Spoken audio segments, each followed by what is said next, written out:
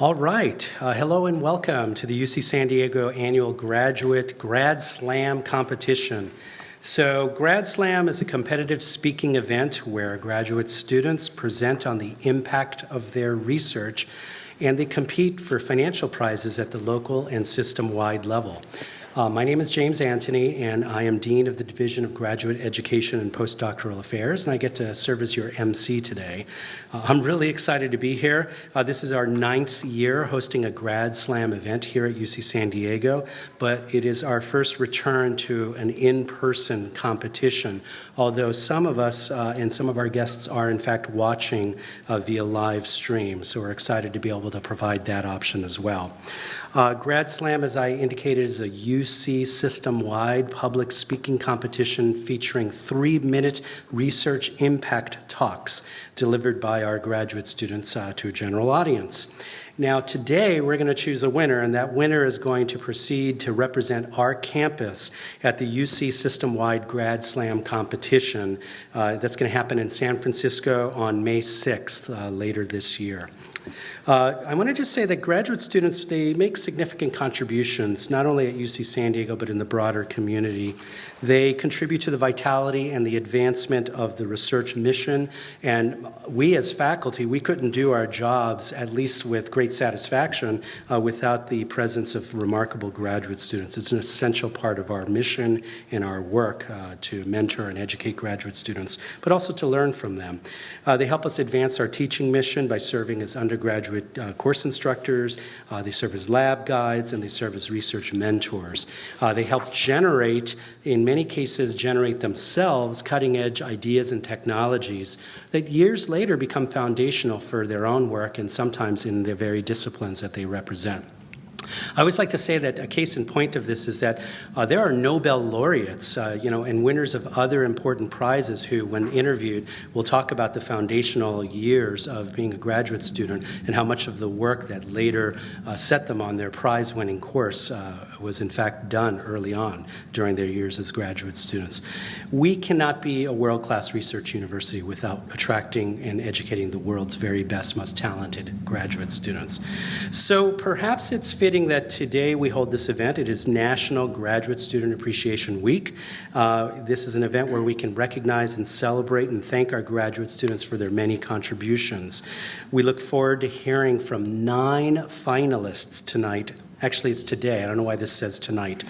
All of whom have accomplished so much already through their research and additionally have taken the time to craft and share and put together inspiring and impactful stories that they're going to share with us today. We're grateful to the 9 of you for your wonderful contributions. I want to introduce our judges. We have 4 judges. With your permission, judges, I'm going to compress your impressive bios so that we can get to our 9 wonderful graduate students. But in no particular order of importance, let me start with Stephen Boggs. Stephen Boggs is an experimental astrophysicist who has extensive leadership experience in both NASA scientific programs and university administrative roles. He serves as the Dean of UC San Diego's School of Physical Sciences, and he's been in that role since 2017. Prior to that, he served as chair of UC Berkeley's Department of Physics. He received his bachelor's degree in physics from the University of Illinois at Urbana-Champaign, graduating summa cum laude. That's really impressive, Steve. And he earned his PhD in physics from UC Berkeley. We're very happy to have you here. Brianna Clark. She serves as the staff advisor, actually the inaugural staff advisor, if I'm correct, to UC San Diego's Graduate and Professional Student Association, where she guides the leadership development of the GPSA Executive Board. She's received her bachelor's degree in child and family development from San Diego State University. While she was there, she was working at the SDSU Children's Center and at the YMCA of San Diego.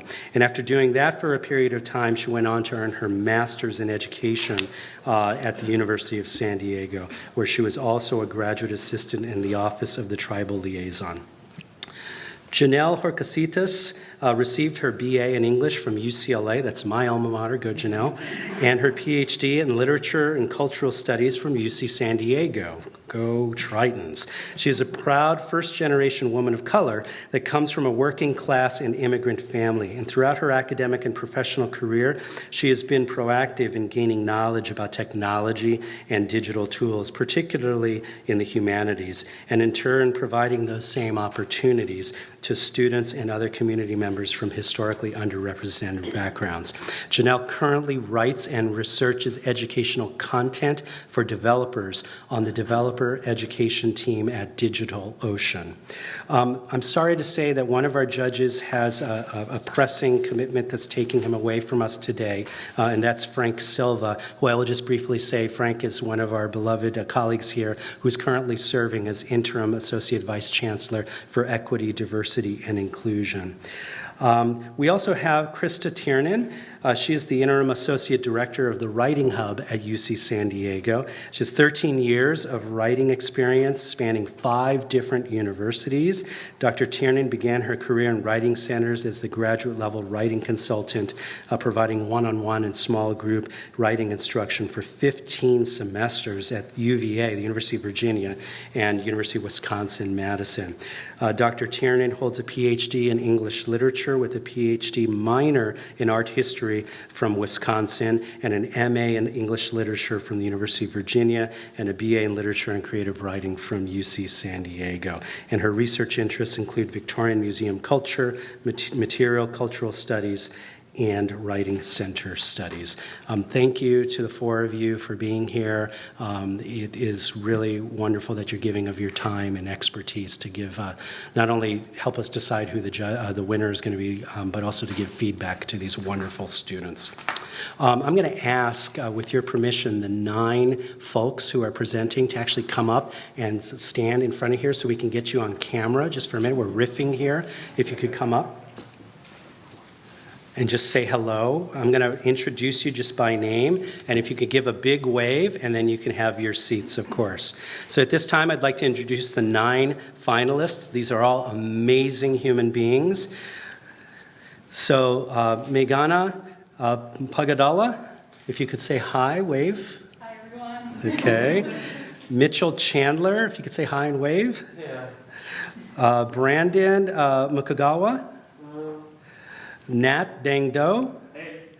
Stacy Pittman, Brianna Marsh, yeah. Andrew Parlier, thank you all for being here. Kairos Shen, hello, and Margaret Burns. All right, let's give them a quick hand.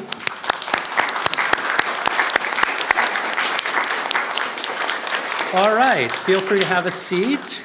So now the way this is going to work is that we're going to call our students up one by one. We've got a sort of fixed order here. They're going to give their 3-minute presentation, and then while the judges are doing a little bit of their judging magic, I'm going to do a little mini interview just so we can get to know them, and I'll do that from off stage. So, and then once that's finished, we'll go ahead and proceed to the next person. Sound good? Okay, so the first scholar who we're going to meet is Meghana.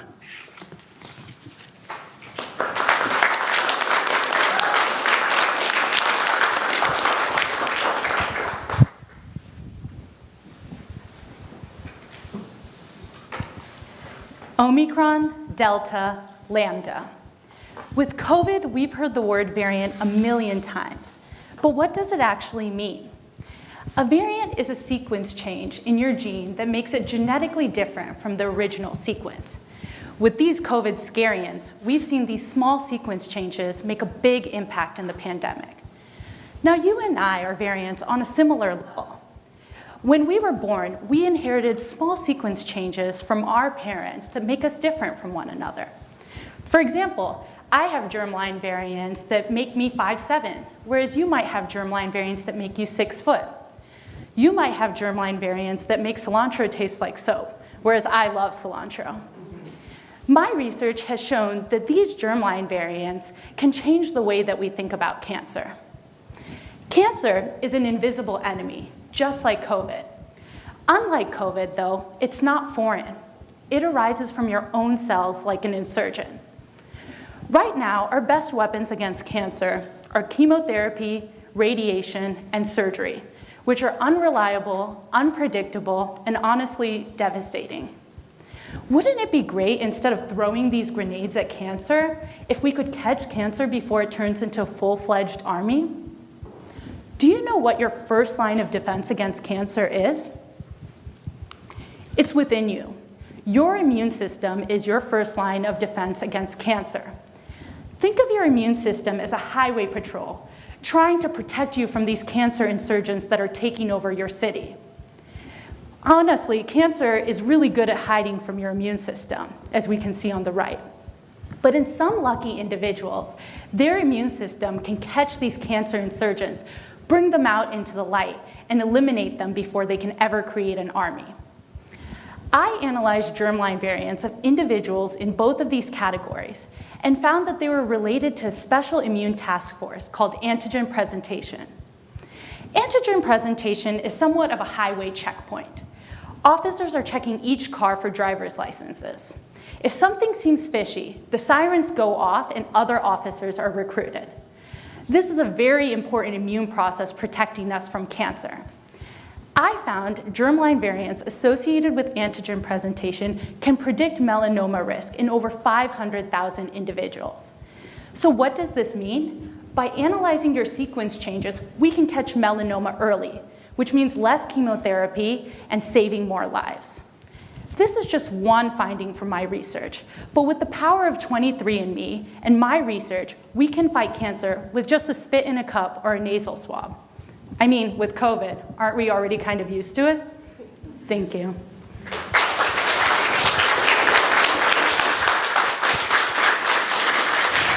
All right.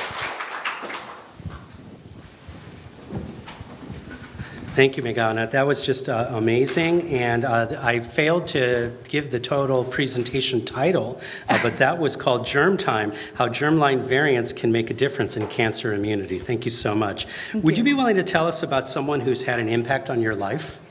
Sure. Well, I feel like all my friends, a couple of whom are here, and my family and coworkers, honestly, all make an impact on my life.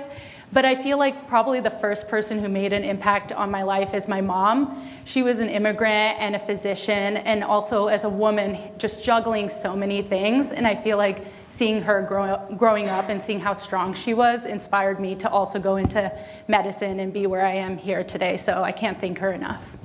Wonderful, wonderful. Shout out to Mom. Describe something that's on your bucket list.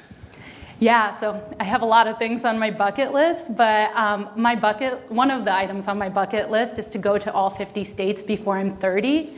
And I'm at 38 right now, and I'm going to New Orleans actually next week, so we'll be able to cross off one more state Wonderful. On that list. So I'm excited. You'll have fun in New Orleans. What's your favorite way to recharge besides traveling to 50 states? That is definitely one of the main ways I do like to recharge, but I guess it would have to be, I played volleyball when I was in college, so that's definitely one way I like to recharge. And of course, San Diego has some great volleyball opportunities. And I also love to do aerial silks, which is a circus art where you kind of climb and just wrap yourself and make pretty shapes. So that's what I like to do. Wait, say that again. It's aerial what? Aerial silks. Oh, that's cool. Yeah, and they're like 20-foot silks, and then we just like climb to the top and then do like cool poses. Okay. Yeah. Now I know yeah, like Cirque du Soleil kind of stuff. Yeah, I was going to say Cirque du Soleil. Okay, Yeah. Cool. I want to ask you one final question. So what's something most people don't know about you?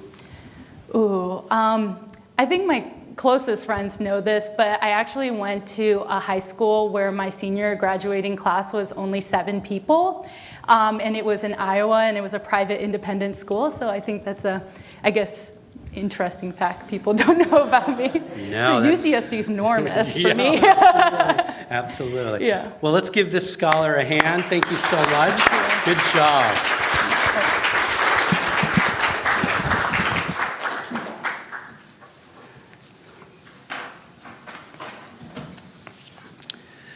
And there's going to be a little bit of a natural lull between our speakers as we wait for our judges to do their amazing work. But as you can see, we're going to meet some incredible people here. These scholars not only are brilliant in their own disciplines, but they're brilliant in their personal lives. And I'm always just amazed at learning more about who these folks really are. All right. Let's see how our judges are doing.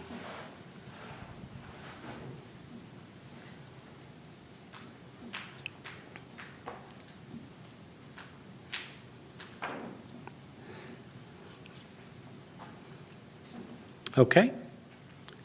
All right. Our next speaker is going to be Mitchell Chandler from the Scripps Institution of Oceanography, and Mitch's talk is going to be entitled "The Arteries and Veins of Our Ocean." Mitch.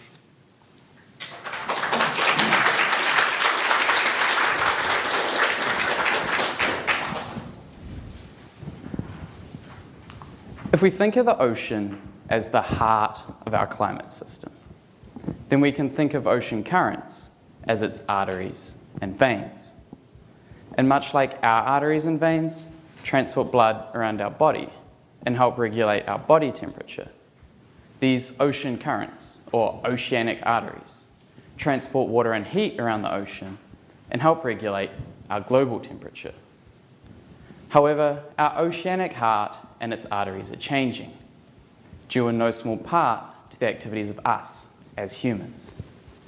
And much like changes to your heart, arteries, or veins could be damaging to your health, these changes to our oceanic heart and arteries can have negative impacts on the climate system. In order to better understand these changes, we need to make long-term measurements of the ocean. But the ocean is a tough environment to make these kinds of measurements in. Equipment can fail, can be swept away, and marine creatures can grow on this equipment. In my work, an example of which I'm showing behind me here, I overcome some of these measurement challenges by combining different ocean measurements from different observing systems. These include robots that live deep within the ocean, thermometers deployed from ships, and satellites operating up in space. I produced time series from 2004 through to the present, and uniquely, these time series extend all the way from the ocean surface down to a depth of 2 kilometers, which is about 6,500 feet for my non-metric audience members here. The length of these time series mean that we can examine changes in these ocean currents, ranging from seasonal changes all the way through to changes over a 16-year period. And for example, in my work, I have found that water in these ocean currents travels faster in the summer months and slower in the winter. And these long-term measurements are important for us to make because, after all, if you were experiencing changes to your heart, arteries, or veins, I sure hope you'd be getting looked at by a doctor to find out why. So why shouldn't we be doing the same with the heart of our climate system, the ocean? Thank you.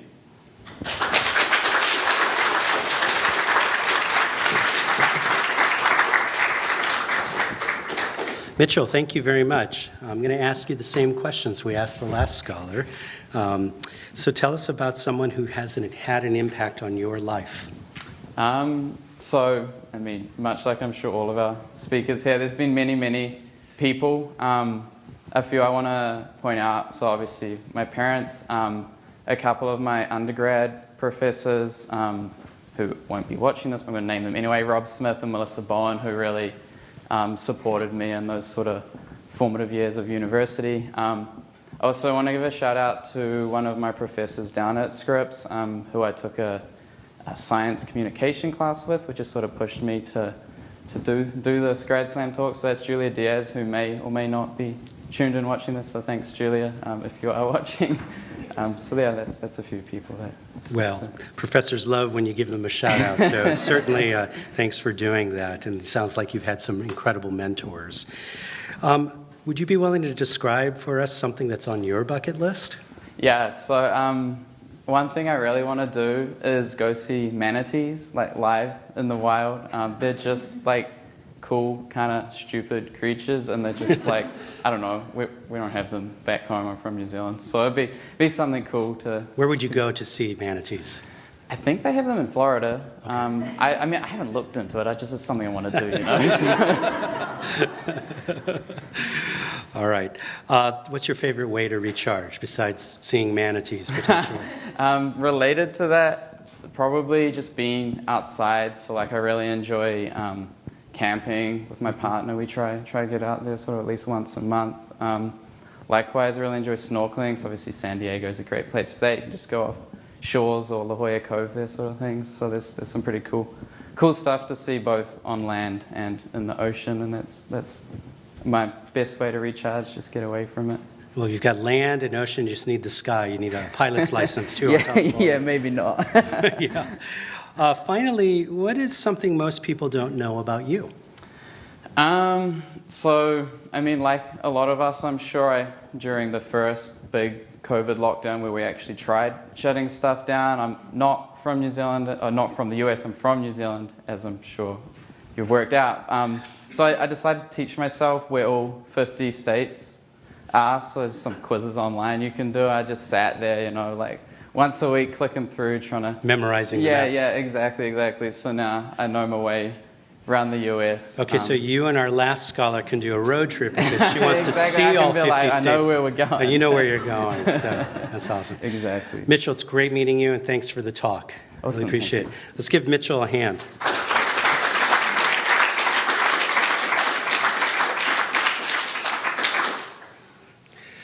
And just as a reminder, Mitchell's talk was entitled The Arteries and Veins of Our Ocean. Okay, as we pass out rating sheets for our next scholar, I'm going to go ahead and do a very brief introduction here. This is Brandon Mukagawa from the School of Biological Sciences, and Brandon's talk is entitled Bees and Parasitic Mites, Can We Pivot from Pesticides? And I have a clicker here that you might need, so I'll leave it on the... All right, here's Brandon.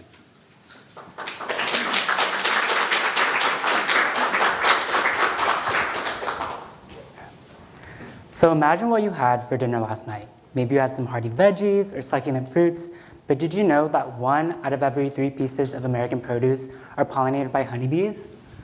These important pollinators, however, are currently under threat from a parasitic mite called Varroa destructor. These mites crawl up onto honeybees, feeding on their fat reserves, making them more susceptible to other stressors and harbor deadly viruses. As a result, beekeepers regularly apply pesticide treatments to their colonies to protect them from these mites. However, the repeated use of this over time has led to the evolution of pesticide resistance in Varroa destructor, meaning the effectiveness of these treatments is decreasing over time. But not all bees are exposed to these chemical treatments. Out in the wild, bees live without human intervention alongside these mites. But how is this possible? My research is focused on comparing the hygienic behavior of these wild and managed bees in order to test whether these wild bees have increased levels of hygienic behavior, allowing them to tolerate these mites without pesticide application. Now, hygienic behavior might hit close to home during this pandemic. Just as we wash our hands to get rid of deadly germs and viruses, honeybees can groom themselves, using their legs to brush off any mites that might be feeding on them.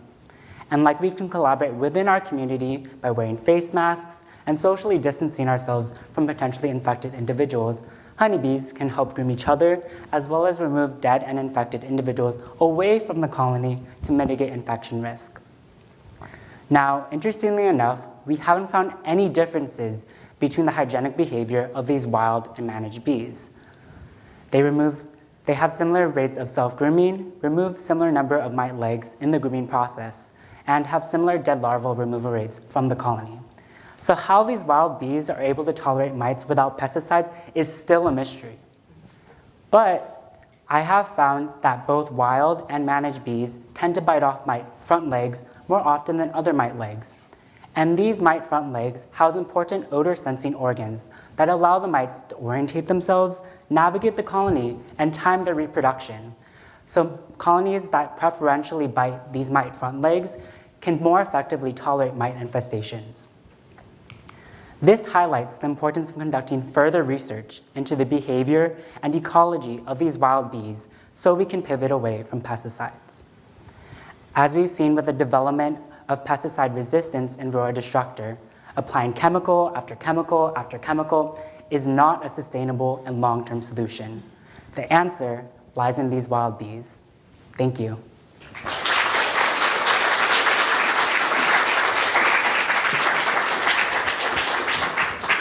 All right, thank you so much, Brandon. I think you know the drill now. We're going to ask you some questions and get to know you a little bit better. So tell us about someone who's had an impact on your life. Well, much like Meghana, I think one of the most impactful people is my mom. I know she's also going to yell at me if I didn't mention her because she's watching the live stream. Hi, Mom. Hi, Mom, yeah. But I think she imparted with me like one of the most important lessons was that like even if things don't come easy to you, as long as you work hard on it and you're persistent and you advocate for yourself, you can really go more places than you ever thought you could. And I think that definitely stands for here today as well. What a wonderful lesson. Couldn't agree more. So tell us something that's on your bucket list.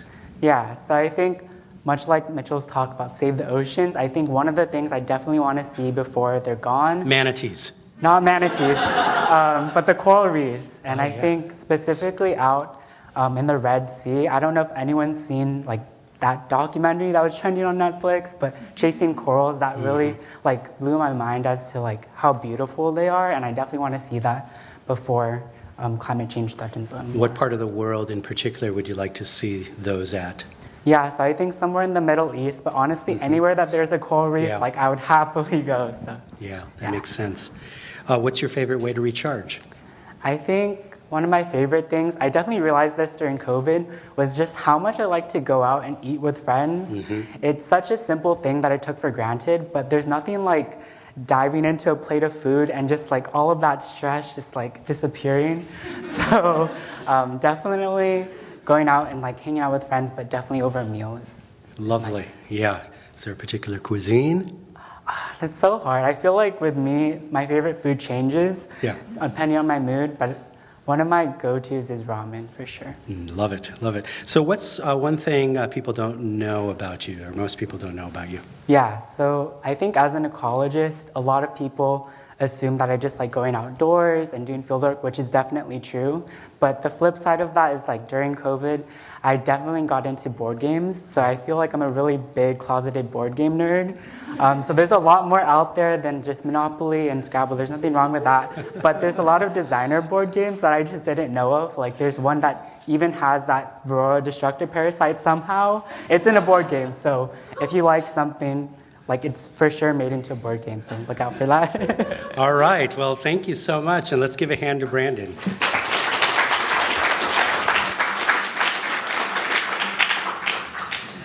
And again, Brandon's talk was entitled Bees and Parasitic Mites, Can We Pivot from Pesticides?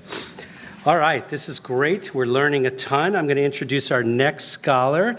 This is Nat Dang Do from Political Science, the Department of Political Science. And the talk is entitled Reliable Representatives, Achieving Representation for Racial Minorities. We all know that America has problems with race. To name a few, Black Americans are dying from police violence, and Asian Americans are getting hurt by rising racism from the pandemic. And although racial minorities are working hard at vocalizing their demands for change, as we've seen in protests like the Black Lives Matter movement, they're often drowned out by the loud voices of elite interests. At every step of the policymaking process, racial minorities face significant obstacles, either from powerful opponents, like police unions in the case of police reform, or apathy and lack of political will among legislators. In fact, we can intuitively sense that our political system is inherently unequal. We can think of it as being dominated by a Goliath, wielding their power and money to shape policies towards their own ends at the cost to others. It's little wonder then that people of color like me feel so helpless in our political system. But what if I could tell you that there was a way to slay Goliath? In the face of insurmountable odds, racial minorities are finding ways of forming formal lobbying organizations that I call racial minority interest groups, or RMIGs for short. These organizations, like the NAACP, work primarily to advocate for the interests of their respective racial groups. RMIGs play this crucial role in translating the demands of their communities and channeling the energy from the protests on the streets into concrete laws and lobbies of legislators. They compete to convince or lobby legislators to enact policies that matter to their communities, like limiting instances where police can use deadly force. However, RMIGs are vastly underfunded, few in number, and represent communities that are poor and don't vote as much or participate in politics as much. So the key question for me is, given these constraints, how can these RMIGs compete in a system so stacked against them? Well, what I found in the course of my research is, like David going up against Goliath, RMIGs surprisingly strike down powerful interests to win policy victories more often than one would expect. In fact, my research looks at the weapons, these slings and stones that RMIGs use to slay Goliath. For one, I find that RMIGs are very good at creating large coalitions of diverse groups to threaten the re-election prospects of legislators and goad them into action. In fact, my research finds that legislators overwhelmingly respond to these tactics. As a Vietnamese American, I want to do my part to help mitigate some of these inequalities. I plan on using the findings of my research to create a handbook that racial minorities can use as they compete in the intense lobbying arena. And in doing so, I hope to make American democracy more equitable and accessible, especially for the most vulnerable among us. Thank you.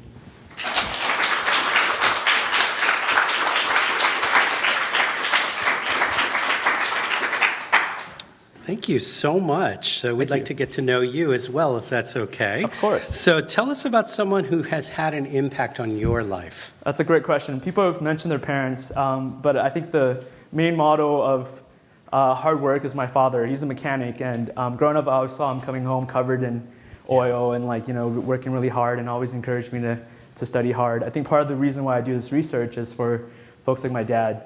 Also, another person who's really been instrumental in my personal life is my chief of staff, Margaret, sitting back there.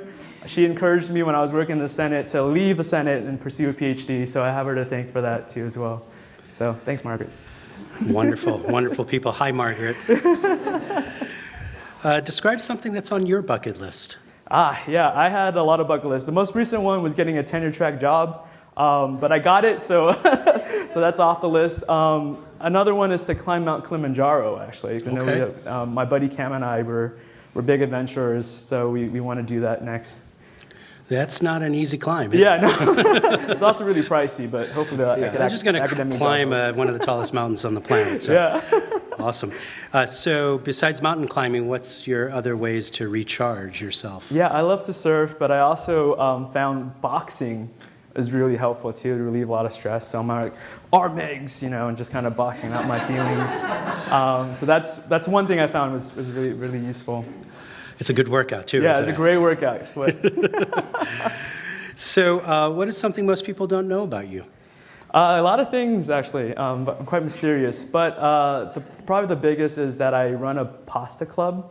I'm the eternal pasta man of this pasta club. We have some members in the audience, actually. So we have pins, and then we meet up, we eat pasta together, and then we recite pasta poetry. You make your own fresh pasta? No.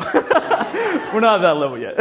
Okay, so this is opening up boxes of pasta. Or like going to the pasta restaurants and things like that. We have a good time, but it's still good. Yeah, my buddy Bert's actually known for his pasta limericks. It's quite dirty, so. Okay.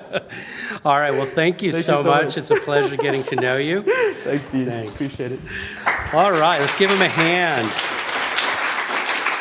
And as a reminder, the presentation was entitled Reliable Representatives, Achieving Representation for Racial Minorities. Okay, we're going to make a transition here to our next scholar and our next speaker here. I'd like to introduce Stacy Pittman from Biology Education, whose talk is entitled Lifestyle Education to Unlock a Healthier Tomorrow.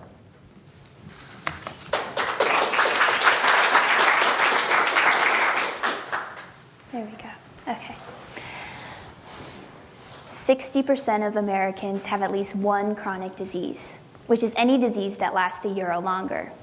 Yet, Chronic diseases are manageable and preventable through a healthy lifestyle of eating nutritious meals, exercising regularly, and avoiding tobacco. These lifestyle changes alone can prevent 80% of type 2 diabetes, 80% of heart diseases, and 40% of cancer. Unfortunately, most college students are notoriously unhealthy. A study from Northwestern University found 95% of students do not eat enough fruits and vegetables, and 60% aren't exercising enough, which can lead to chronic diseases in their futures. I'm a master's student working to combat chronic diseases by teaching lifestyle education to college students. My graduate research project, Lifestyle Education, has 3 goals. First, we seek to identify current exercise and nutrition habits and measure how they change from high school to college and throughout the quarter. Second, we want to understand student motivations and barriers towards adopting and maintaining healthy habits. Finally, we plan to apply these findings to create healthy habit tools for students. Here's a striking example of what I've found so far. Other studies have shown as we age, exercise doesn't linearly decrease, but disproportionately decreases during this transition from high school to college. I found UCSD students reflect this. In high school, exercise was already a habit cemented, with the majority of students exercising 240 minutes each week. This is well within the US exercise guidelines of 150 to 300 minutes each week. After the transition to college, the majority of students exercised 4 times less than they did in high school, with 20% not exercising at all. Motivation was not lost because 74% of students wanted to exercise more. Students emphasized the need for more free time and a desire for UCSD to teach them time management skills and goal-setting strategies so they can better track their own healthy habits. This quarter, we plan to do just that and create quick and easy to follow lifestyle education content geared towards the average UCSD student. So in conclusion, time management only gets harder as we age. So if not now, then when will these young adults have the time to create a robust, healthy lifestyle? By starting today with a platform for college students to learn and create their own healthy routine, we're inspiring and ensuring a healthier tomorrow free from chronic diseases. Thank you.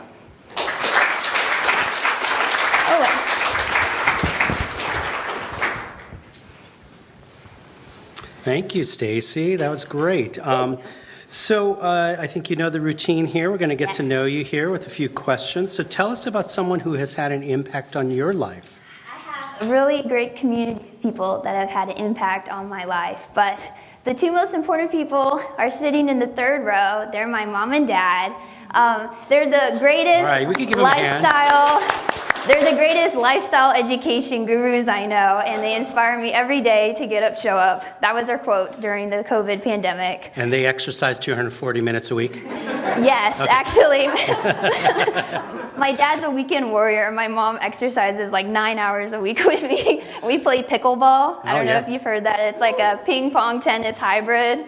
Yeah. But yeah, I also have a lot of family that support me in Texas. My aunts, my grandma, my granddad, and they're all ringing their cowbells from Texas. So wonderful. I think I can hear them from here. More cowbell, please.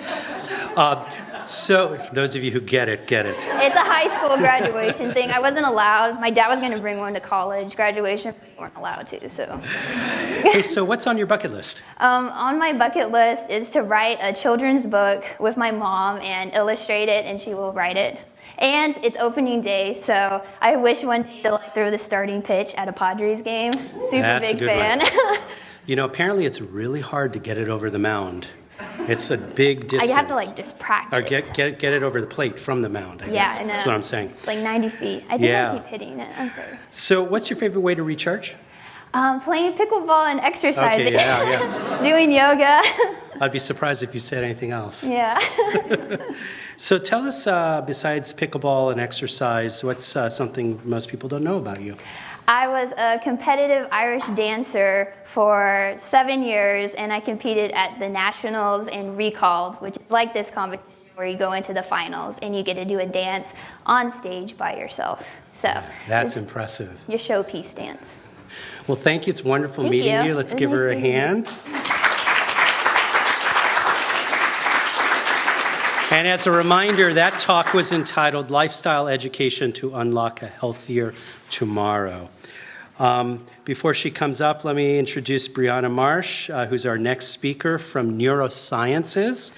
And the talk is entitled Finding Balance, Preventing Epilepsy After Injury.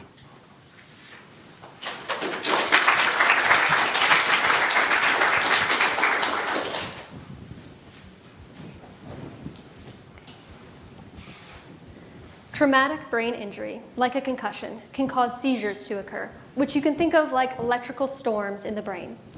Now, these seizures can persist for years as chronic epilepsy. And while we do have drugs to treat epilepsy, over time, up to 30% of patients can become resistant to these drugs. So it's incredibly important to prevent epilepsy from ever developing if we have the chance. Now, currently, doctors might give you drugs called neural inhibitors, which generally decrease brain activity. And intuitively, this makes sense. But what if this is the wrong approach? And I blanked.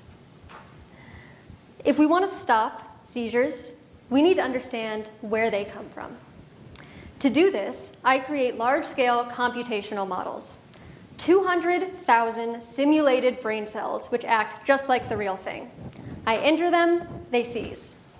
So, how do we prevent, where do seizures come from? This is my hypothesis.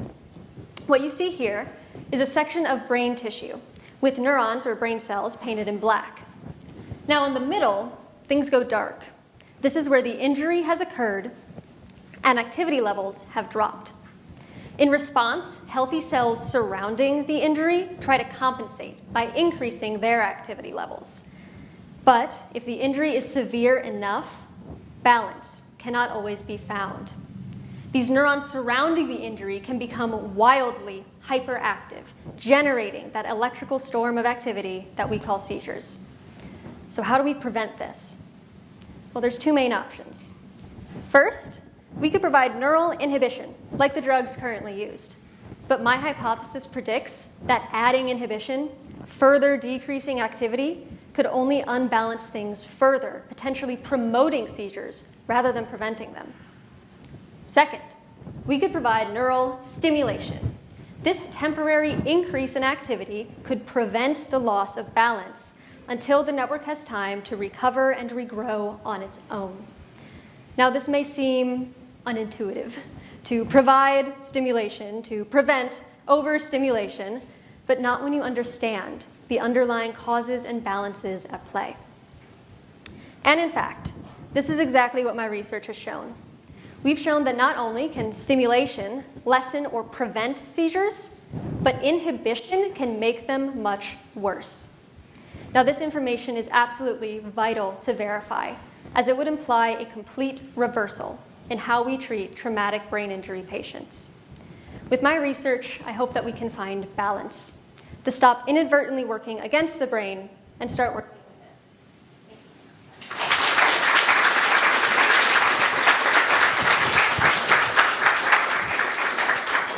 Thank you very much. We'd like to get to know you a little bit. So tell us about someone who's had an impact on your life. Yeah, I'm gonna go left field on this one. I'm gonna say my dog. We got a pandemic puppy, and he's been my sole office mate for the past 2 years or so, working from home.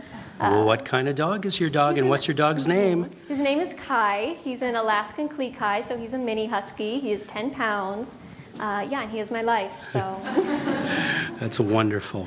I've got 3 of those at home, so yeah. guys? No, well, not that kind of dog. I should clarify. Wow. Three dogs. Yes. They're all good. They're all good boys. What a small world. I have that exact dog. So describe something that's on your bucket list. Well, something that's been on my bucket list forever is to get married on a beach in Puerto Rico, where my family's from, and my lovely fiance and I are now planning that. Wonderful. Yay.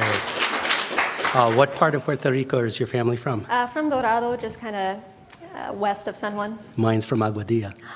I know, we should compare notes. You all just cool your heels for a bit. We're going to talk Boricua stuff over here. What's your favorite way to recharge? I'm going to go with a good cup of tea and a really bad young adult book about witches. Really no brain power required type stuff. But that's the counterintuitive thing like you were just talking about, right? You got to get to the deeper. So what's something that most people don't know about you? Most people don't know that my first job was rock star. My band in high school got paid $4 a piece to play a gig one time. So we went to the mall and immediately spent it on bubble tea, like real rock stars do. It was a good time. That was a good expenditure. So, all right, let's give her a hand. It's fantastic. Thank you so much. And again, as a reminder, the title of Brianna's talk was Finding Balance, Preventing Epilepsy After Injury. Okay, we're doing really, really well on time, everybody, and this has been super wonderful so far. We're going to continue here with Andrew Parlier from Scripps Institution of Oceanography, who's going to give a talk entitled Mix and Measure Toward an Observable Ocean.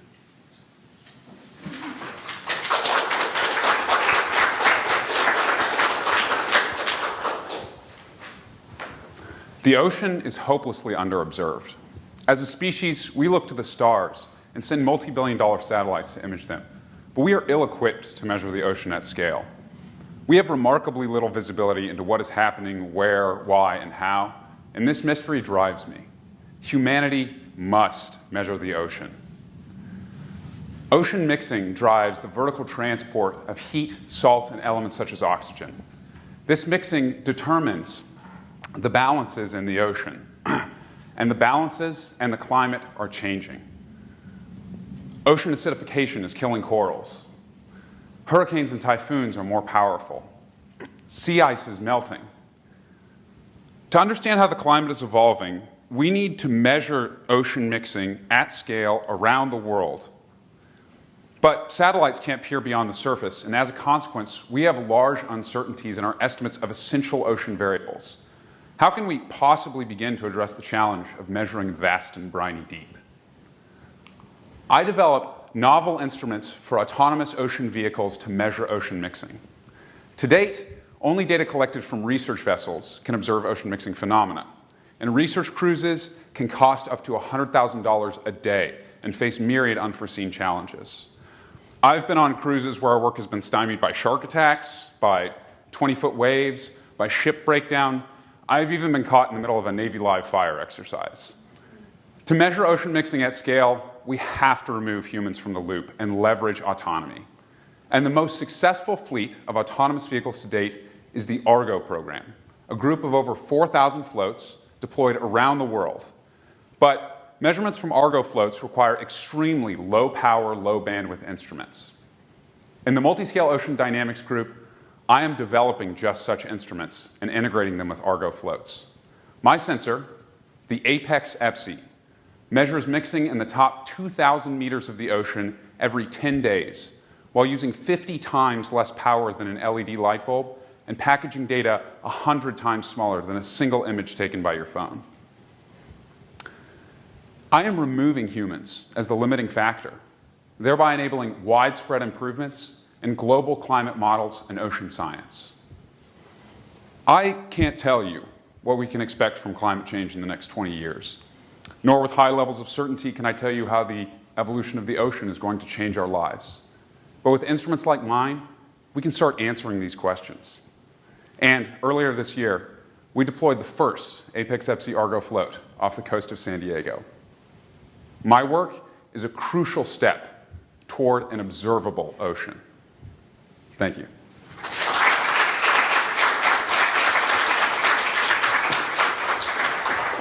Thank you, Andrew. Let's get to know you a little bit, shall we? So tell us about someone who's had an impact on your life. I'm going to go a little esoteric with this one and say Your Camus. dog. I'm going with Camus, the French author. He's written some excellent philosophical texts, and I think my favorite is probably something called The Myth of Sisyphus. And this actually ties in a lot with my work. It can often feel insurmountable to face climate change, especially when we have a hard time agreeing as a globe on a lot of actions. And there is still value in the fight towards changing it. Even if we know we can't get where we need to be, it's worth trying. Yeah, it's worth carrying that boulder up the hill, right? Indeed. One must imagine that's what's happening. Describe something that's on your bucket list. Man, I would love to go to Tokyo one day. It's looking a little difficult at the moment, and in the past couple years, it hasn't been great. They've shut down the country for the most part. But that would be really cool, especially during the blooming of the sakura, the cherry blossoms. Absolutely. I think that'd be awesome. So, I hope you get there soon. thank you. Yeah, me too. We'll see. Sounds like you love to travel, so what's other ways you love to recharge? Everybody else has said exercise, and that's probably the most true, but I've got a captive audience, so let me plug my podcast. I love recording my podcast. It's Profiles, Profiles, where we interview experts in the field and hear about their interests and passions. You know, and that actually is what gets me going. That was totally shameless, by the way. Hey man, I'm a millennial influencer. I gotta make my money. It's all about side hustles, you know? I love it. I love it. So what's something most people don't know about you? Because it sounds like we know everything now. Yeah, fair enough. Well, this is recent, and it kind of dovetails with Brianna's thing. Actually, less than 2 weeks ago, I got married to my wonderful wife, Alicia, who's Congratulations. Yeah. So that one's very exciting. I'm feeling pretty good about life right now. That's very exciting, as you should be. So. Yeah, most definitely. Well, thank you for the talk, and let's give him a hand as a reminder. As a reminder, Andrew's talk was entitled Mix and Measure Toward an Observable Ocean. All right, folks, we're doing really, really well. What we're going to do here is welcome our next scholar, Kairos Shen, who's going to give us a talk entitled Improve Police Lineups, Filler, Similarity, and Lineup Size.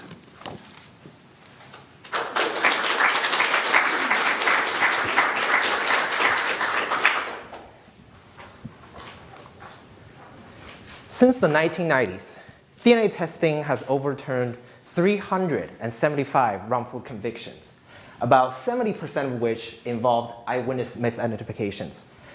I believe many of you all have watched Law & Order or Criminal Minds before. The police find the suspect, and then they make the suspect stand among some other people. Then they ask the eyewitness, who's the person you saw? This is called a lineup, an eyewitness memory test frequently used by the police. Improving police lineups can not only help us reduce the number of false convictions, but also increase the number of correct convictions and catch more of those who are actually guilty. In a lineup, these other people, besides the suspect, are called fillers. Fillers play important roles in the making of a lineup. The field already knows that having fillers is better than not having them. A procedure where only the suspect is shown to the witness without the fillers is called a show-up.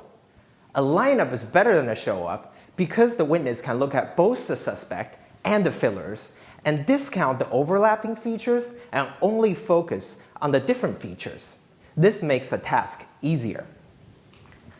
In my research, I wanted to investigate whether a lineup would stay superior to a show-up when we use highly similar fillers.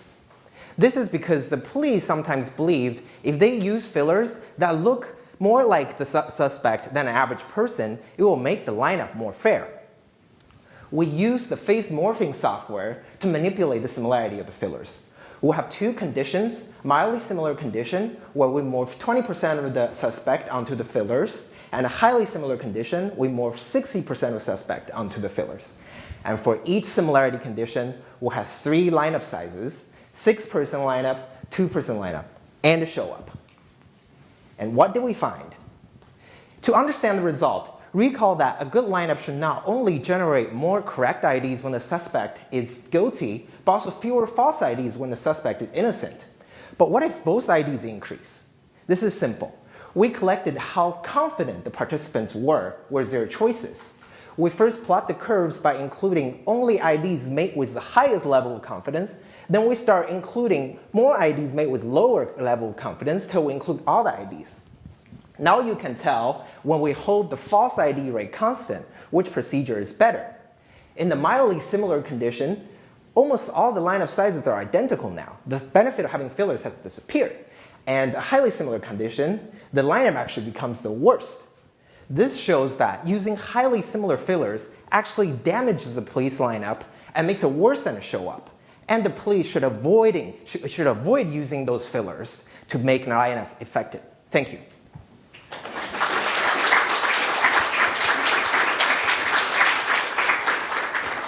Thank you so much. I neglected to say that you are from experimental psychology, so it's wonderful to have you here. So tell us about someone who has had an impact on your life. I'd say 2 Johns. The first John is my advisor, John Wixted. He's just a great mentor, and when I was an undergrad, when I didn't know anything, he gladly accepted me and decided to do research with me, and he saw the potential in me, I guess, and we're still working together. And the other John, I guess, is artist Elton John. He's just such a great musician, and I love his music. I love rock and roll. I just sing his songs all the time when I'm alone at home and when I'm around people, I guess. Wonderful. Good. Describe something that's on your bucket list. I'd love to be a lead in a musical one day because I really enjoy singing. I was trained not extensively as the majors, but I was trained with the theater department when I was an undergrad briefly. So really hope after the whole PhD thing, maybe I'll get the opportunity to act a little bit. It's never too late. You might be able to sing your dissertation at your defense. What's a favorite way, besides obviously music, to recharge? I love cooking. I think it's not a process that you just have to go through to feed yourself. It's also where you can connect with those that you're cooking for, where you put the energy and effort into the meal that you're making. And it's kind of like you're creating an experience for you to share with the people you care about. And I also just love food. And I really love it when people enjoy the food I make. Yeah. So it helps me relax too, of course. I could see that. That's wonderful. So what's something most people don't know about you? Something most people don't know about me.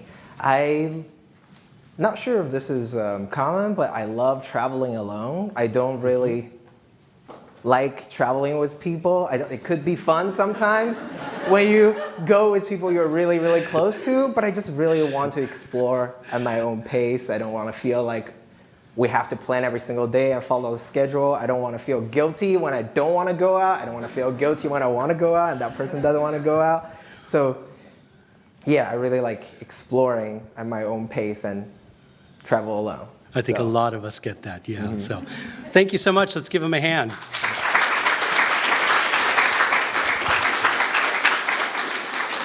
And as a reminder, Kairos' talk was entitled Improve Police Lineups, Filler Similarity, and Lineup Size.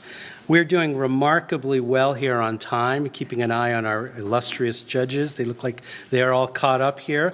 I believe we've got our last but not least scholar here presenting. She's been cooling her heels there through 8 talks, so she's going to bring it home for us. This is Margaret Burns out of Biomedical Sciences with the talk Out for Delivery, Tracking Cancer's Messaging Through the Body.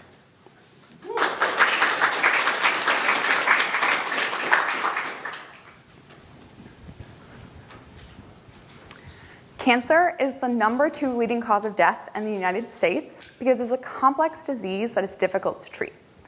What makes cancer so difficult to treat is that it grows rapidly and it spreads throughout the body.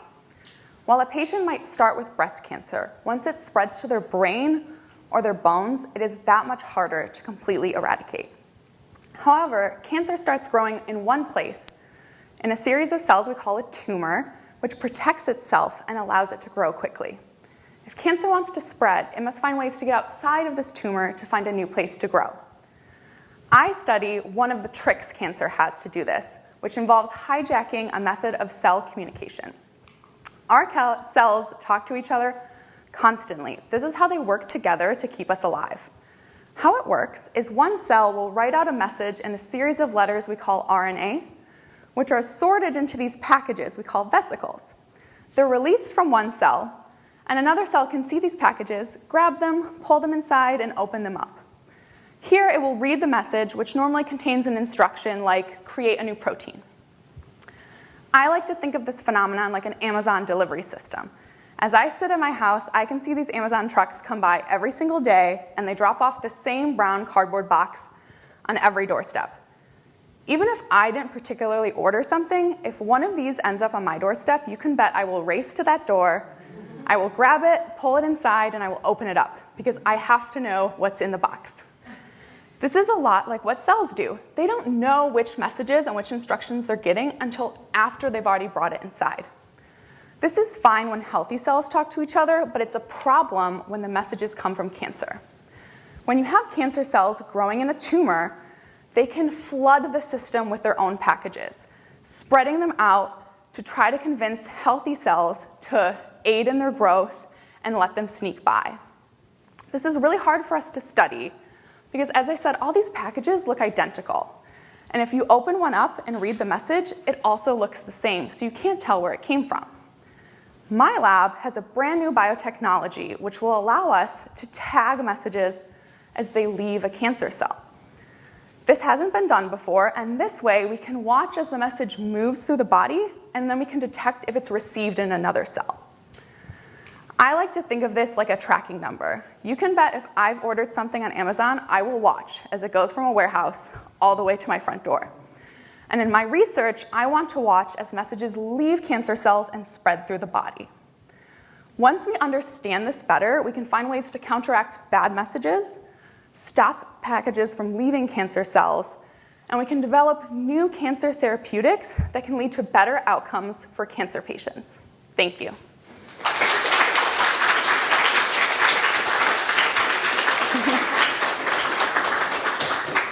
All right, Margaret, thank you very much. So let's get to know you here. Tell us about someone who's had an important impact on your life. Yes, so I think I would say my grandmother, who I'm pretty sure is watching. Hi, Grandma.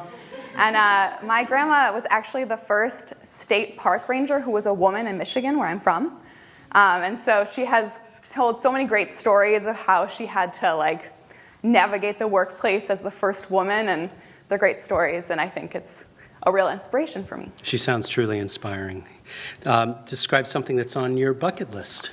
So I grew up doing a lot of camping, but something I haven't done yet is I want to do a backpacking trip, but a through hike. So that's normally like the Appalachian Trail, where you hike for months on end. Right. I think that would be really fun, but you need several months on end to go hiking. So is there a particular destination that you want to do the through hike? I used to be on the East Coast. So the Appalachian Trail, I think, would be great. I think you start in Georgia and go all the way up to Maine. But the Pacific Crest Trail is in our backyard here, so that's another option. Good luck with that. So what's your favorite way to recharge besides spending months hiking through the trails? I am a really avid baker, so especially during the pandemic, I've been trying to increase my skills and try new things. And I have a very large lab, and so I can make a bunch of croissants at home, and even if they turn out bad, I can bring them into work, and they'll eat them, and they'll be very nice to me. So, see, I thought she was going to say I have a very large lab, and we created in the corner a full kitchen. Not quite. What's something most people don't know about you? I have appeared on MTV. Okay, say more. Yes, it's so back in high school, one of my friends was on an MTV reality TV show, so they came to film, and thankfully I'm not in it very much because I was in high school, but she did a final performance, and you can see me give her a hug and talk to her. So I'm seen, but I don't speak, thankfully. Okay. So no embarrassing moments of any kind. Yeah, thankfully. They recorded a lot, so I'm very thankful that's all that made it. Well, thanks. It's great to get to know you, and thank you for being the final wonderful speaker today. Everyone, that was Margaret Burns, and the talk was entitled Out for Delivery, Tracking Cancer's Messaging Through the Body. We'll see everybody in about 20 minutes. Okay, welcome back, folks. I'm happy to say that our judges have completed their scoring, but before we tell you the results, we want to first recognize each of the 9 finalists. So I'm going to call your names, each of the 9 of you. Please come to the front when I call your name. I'm going to give you this really lush, wonderful certificate. It says 2022 Grad Slam finalist, the name, your name, from your department. It says is hereby recognized on April 7th, 2022 as a finalist in Grad Slam 22, a competitive research communication event at the University of California, San Diego. And it's actually very, very nice. In no particular order, I think maybe by order of presentation, Meghana Pagadala.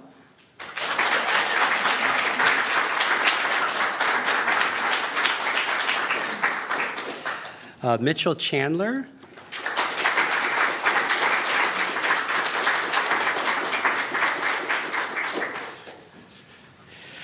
Brandon Mukagawa.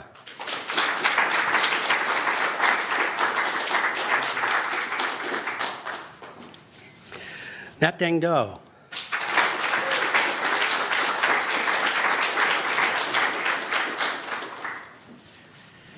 Stacy Pittman.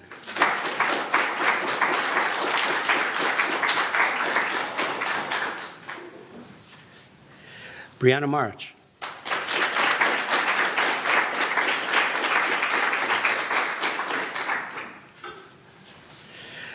Andrew Parlier.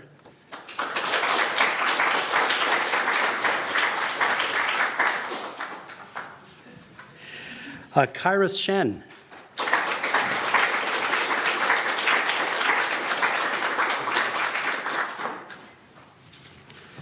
And Margaret Burns.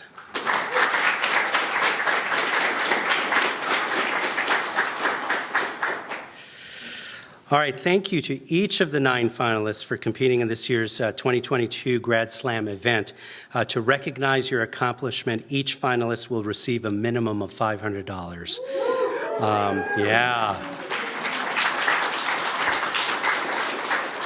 All right, everybody go like this. It's now time to announce our winners. We're going to go 3rd place first, then 2nd place winner, and then the grand prize winner. Our 3rd place winner, who will receive $1,500 in prize money, Margaret Burns.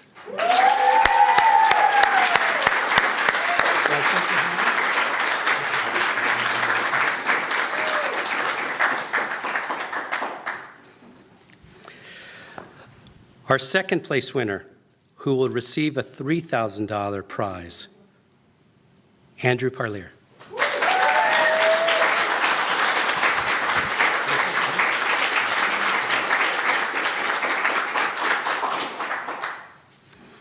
Okay, our 1st place winner, who will receive a $5,000 prize. Now you know where to go for a little micro loan.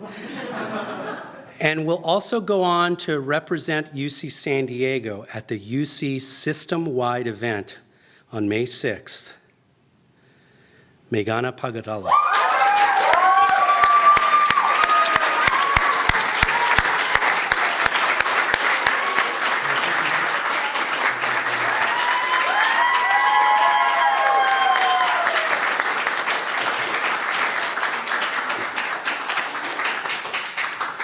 All 9 of you were fantastic. Congratulations to the 3 winners. We are so thrilled. Can you please join me in thanking our judges?